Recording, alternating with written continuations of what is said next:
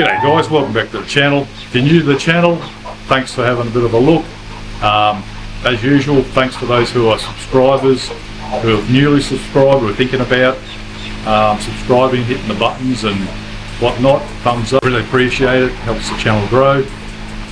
Today's episode, I've got the 1 tonner that I'm working on, restoration, doing the door entrance scuffs. So they're chrome.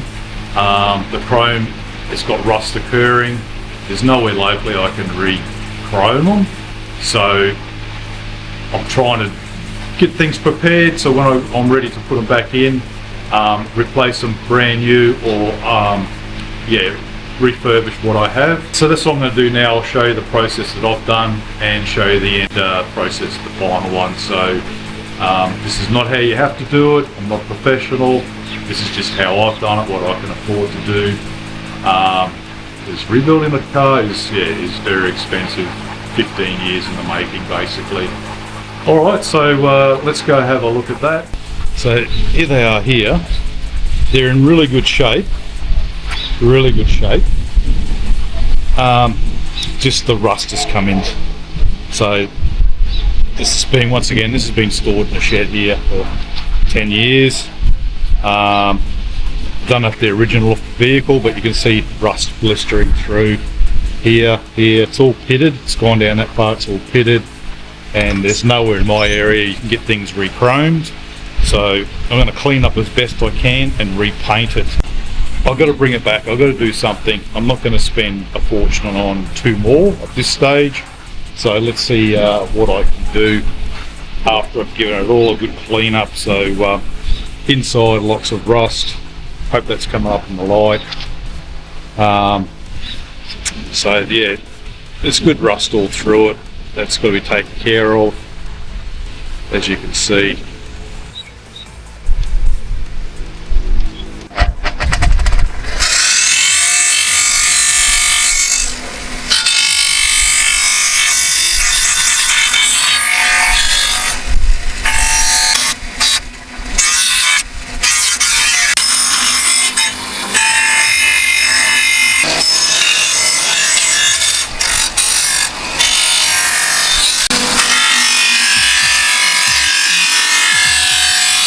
Because of the large pitting in some of these areas here, it's gone through down to the metal, of course. I'm going to try the sandblaster. I've got a bit of sandblasting bead, so I'll see if I can get rid of that with some of the garnet, see how it goes.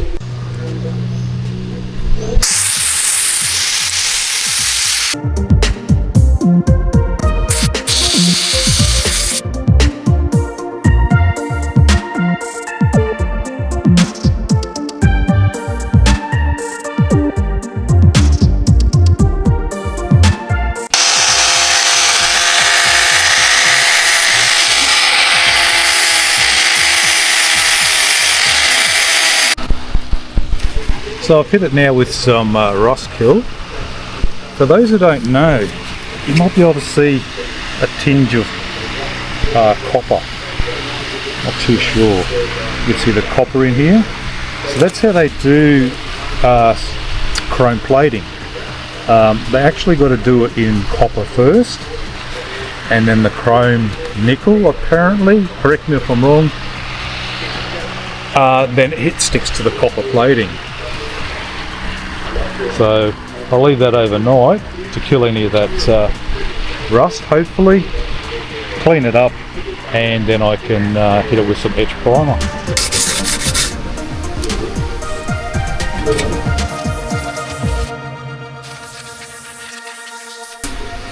So I've cleaned them both up as good as I can. A lot of the rust has been killed. There's some still underneath, I know. I'm going to go along and straighten as best I can. A couple of dints.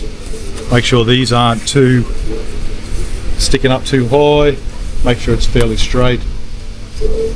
And then I'll put a undercoat etch on it.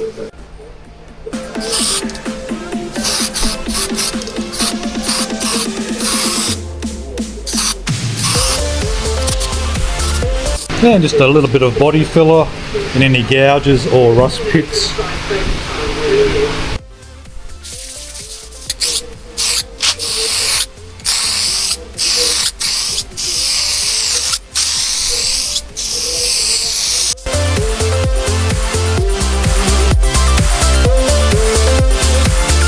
But this is before any gloss is put on.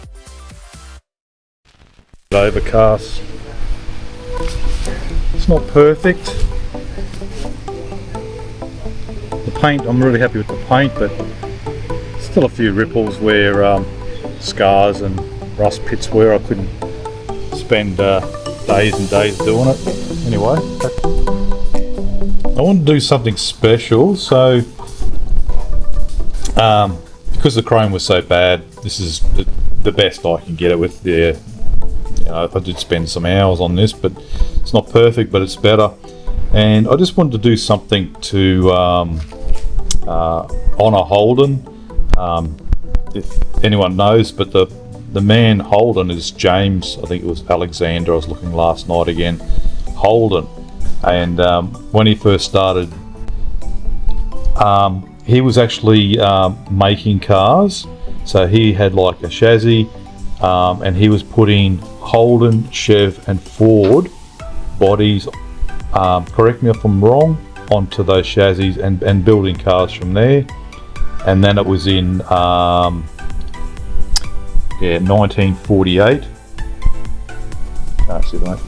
when the first car, GMH, bought Holden out, and that's where it started, the first FX, the 215 little engine. So I wanted to honour somewhere on the car, so I'm going to put some stickers on here and then try and clear over the whole lot so it seals everything in.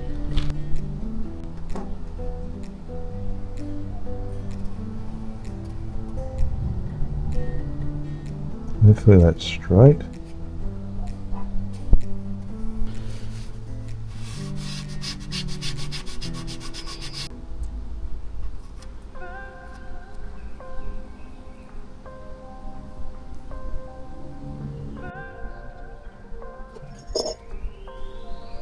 Just starting to lift a little bit there.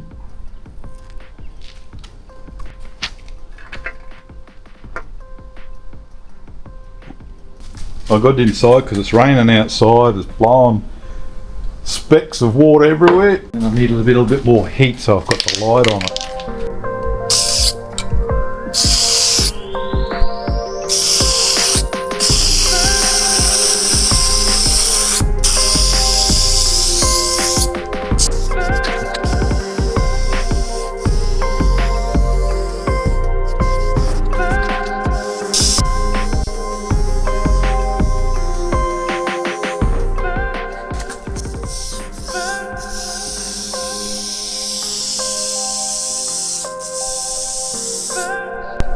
Okay, I'll let that tack off.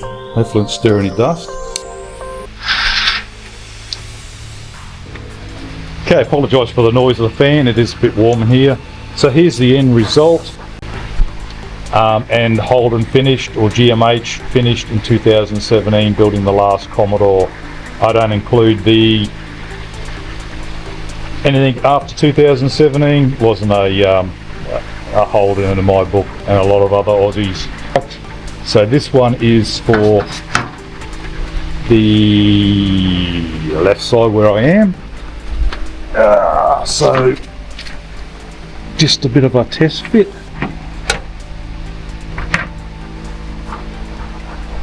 That's a bit of a look how it'll, when you open the door. I didn't really want to do it in black, because black everything's going to show up. I'll see how it goes. But I've got red here, and I've got black. I'm going to have black carpet more than likely. So I just wanted to break up the red a little bit, see what it looks like.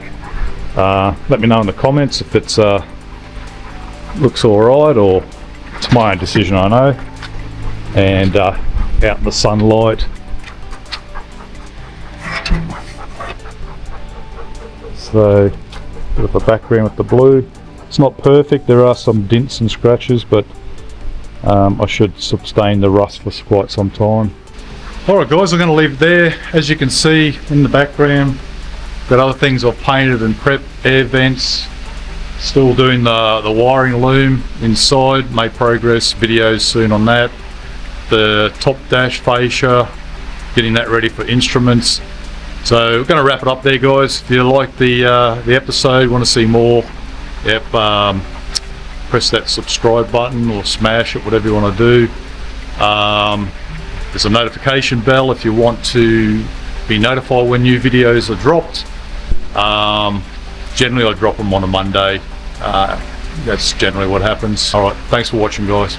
Take care, bye.